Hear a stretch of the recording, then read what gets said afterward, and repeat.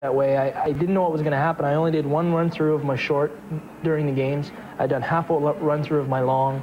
I was in a lot of pain, and I knew that I could do it. I did part of it in warm-up. It was sore, but I said, if I can do one more, I know if I can get through 2 minutes and 40 seconds of this.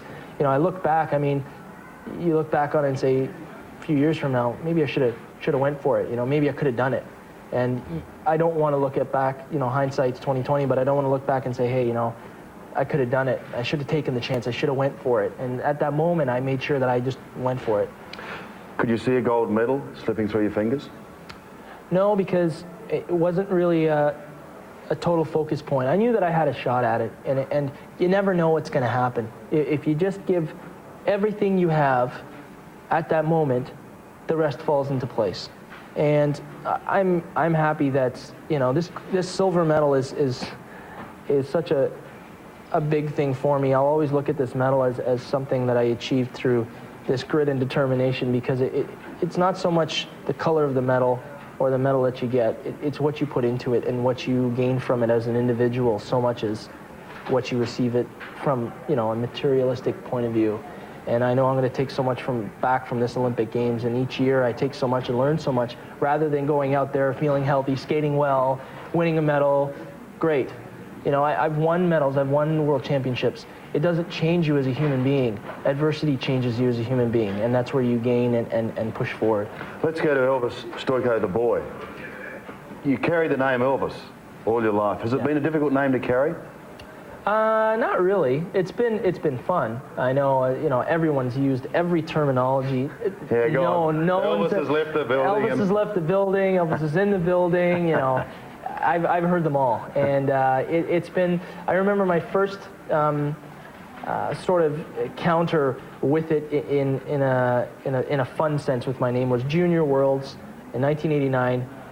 In Colorado Springs, and I went out to skate, and all I heard was there's a whole section of competitors, German, Russian, American, everyone. All you hear is Elvis lives, and from that moment on, it just went. I was about 17 years old, and from that point on, it just sort of clicked in. On that, I've got a quote from you.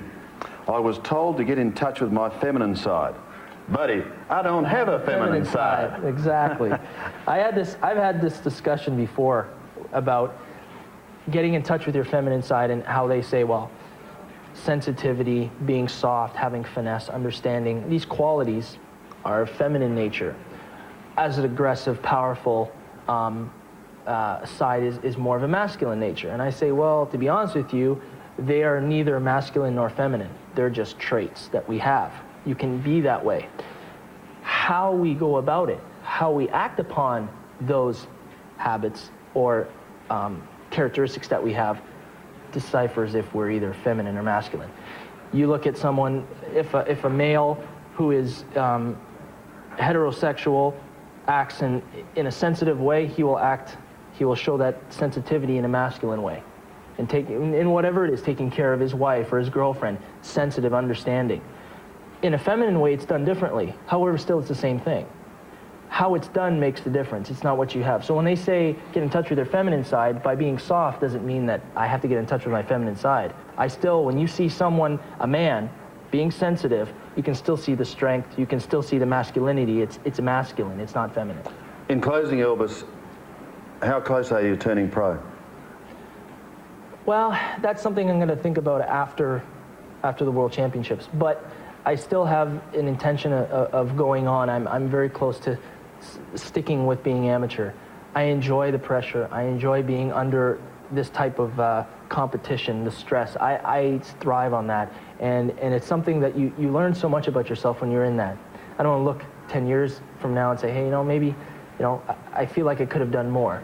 I want to be able to exhaust everything I have, to give everything I have all the time, and see how far I can take it physically, mentally, spiritually, and take it to another level, and, you know, just keep focused and have a good time and enjoy it. Hope you do have a good time, Elvis. Thanks for being with us on 7, and hope the injury heals. Good luck in the future. Thanks a lot.